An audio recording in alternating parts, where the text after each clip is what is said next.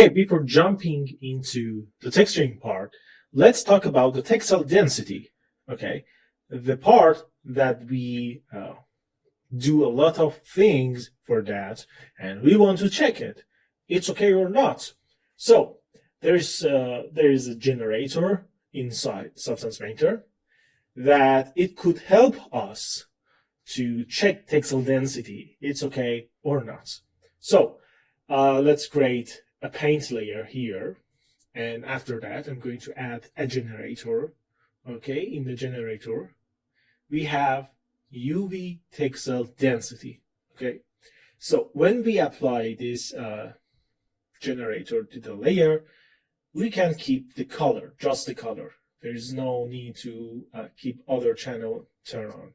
So there is 3 color: blue, green, and red. Blue, it means you are near to the high resolution texture. Okay, and the green is, it's okay, you can use that. But the red is, no, it's not okay. You need to increase the size of the UV island inside the packing, inside the UV tile. Okay, so as you can see, all area is like blue at the same color, and it's very good. So let's go use a cross texture set, and as you can see, yeah, we have pure blue all over the model, except this part, which is on purpose. Okay, and we know why it's happening. So this is a textile density generator that we can check the scale and the size and ratio of the UV island in here in Substance Painter, which is can tell us it's okay for the texturing. You can have a good result at the end or not. Okay, so there's another way that we can do that. Let's add fill layer, and in the base color I'm going to search for checker. Okay, and for the checker I'm going to set tiling to something like 10, or we can increase it to 20. Okay, and as you can see, we have the same size here, in here, and in here, but not here, which we know that it's okay. But the goal is to have exactly this result. So we are good for the textile density, and now it's time to start the process of creating material for this air conditioner. So we are in the body, okay, and let's increase the size to 2K because we need to see what's happening here. And let's add the first folder. I'm going to call it base material body, and let's add the base layer outside this folder. This base layer guarantee this we have at least default data in each channel. So it's not a big deal, but I always do that because it's going to help me to see what's happening in each channel. So this is the base, and let's create base paint layer here. Okay, let me remove the base. It's not necessary to be here. Okay, and I need color, roughness, and metallic. Okay, for the roughness, I'm going to set 0.4. And for the color, yeah, maybe dark gray, a little darker. Yeah, something like this. That's okay. And as we discussed before, we can have different color variation for the base material or each part of the detail that we want to use. And it's very crucial to have this color variation because it's bring reality. It's bring the realism to your texturing. So at the first, let me check. We have filter here. Okay. And for example, yeah, I think coated is good. Yeah. The scale should be much higher. Like this. The intensity a little lower. Yeah, I think it's good. It's very good. It's very good. Yeah. And we can increase the scale. Okay. And we just need this in the normal, not anything or any channel. Okay, we can use tri-planar mapping, but we have a good UV packing with the right pixel density, so we need to use that here. Okay, this is the first color effect. And let's create another layer, color layer 1. And in the color variation, I'm going to use soft light, a little darker. Okay, like this. Let's add a black mask. In the black mask, I'm going to use generator. And let's use 3D linear gradient, which it's going to use the position mesh maps. Okay, so let's go to the position. Okay, if I want to create gradients like this, I'm going to choose the color here and here, and this is the result of the gradient. Okay, so the default, it's something like this. I'm going to invert it, and let's go to the material. Yeah, it's okay. And let's bring down the opacity to something like 50. I think it's better. We can make it darker. Okay. It's okay. The second color variation, it's like adding black mask. Okay, let's make it just color. And I'm going for the red so we can understand what's happening. Let's add fill layer. In the fill layer, I'm going to load cloud. Okay, cloud number 1. Yeah, I think it's okay. So let's change the balance, give some random seed, disorder. Yeah, and I'm going to create something like this.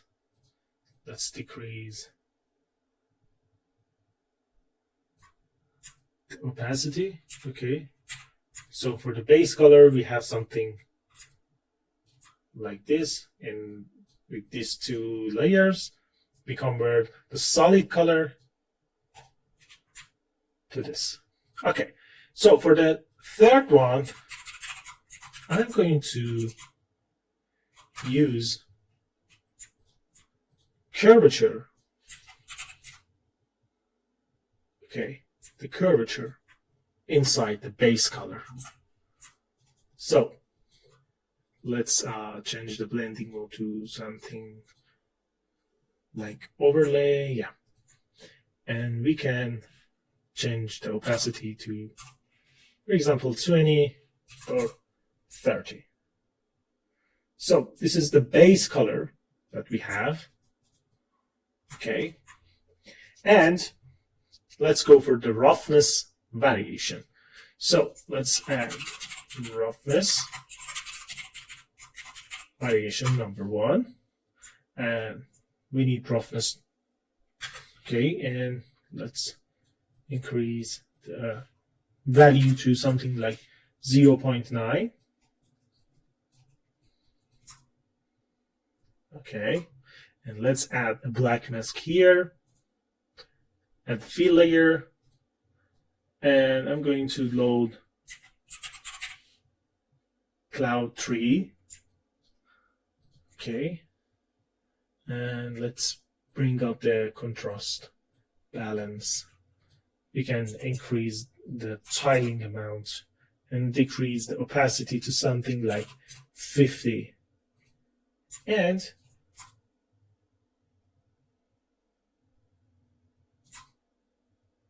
yeah, this is the result. We can, okay, let's change it to something like grunge. Okay. Yeah.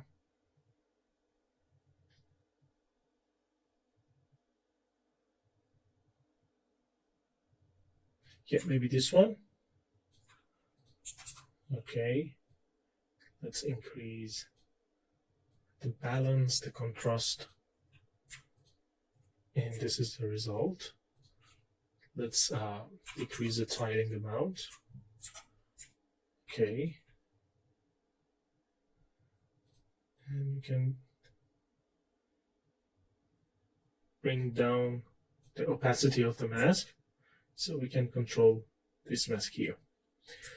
So let's go for the next layer. I'm going to add 2 or 3 dirt layer for the base material. So let's add the first dirt. Okay, the first dirt is like add black mask, add generator, and add dirt generator. Okay, something like this. And we want to have roughness like 0.7. And the color should be dark gray. Okay, this is the dirt. And we can decrease the opacity, okay, like this, to 65. And let's play with the grunge amount, dirt level, okay, grunge scale. And yeah, that's it. So this is the base dirt layer. Let's go for the dirt extra. And now we are going to keep the color and the roughness. The color should be something like dark brown. Okay. And we can turn on the normal and change the blending mode in all channel to normal. So we can remove this flaker effect from the paint layer in a dirt. It's a good way to make difference. So for the roughness, let's go for the 85. So let's add black mask. In the black mask, I'm going to add fill layer. And in here, let's load something like a grunge concrete. Okay, which one is better? I think this one. Yeah, it's so perfect. It's so perfect. And this is the result. Let's increase the tiling to 2, play with the balance and contrast here, like this. Okay, and bring down the opacity here to 80. Okay, and let's add another fill layer, something like, yeah, this one, and make it multiply here. Okay, let's play the balance, the contrast. Yeah, we can increase the tiling to something like 2. Okay, like this. So, yeah, we can decrease the opacity of this layer too. Okay, there is a little difference. As you can see, it's so much better. So this is the first dirt extra layer. Okay, we can decrease the opacity of the color, base color channel, from 100 to, for example, 70. Okay, that's it. And let's add another dirt, extra 2. This is the extra 1. Okay, and in here, let's keep color in red, roughness in something like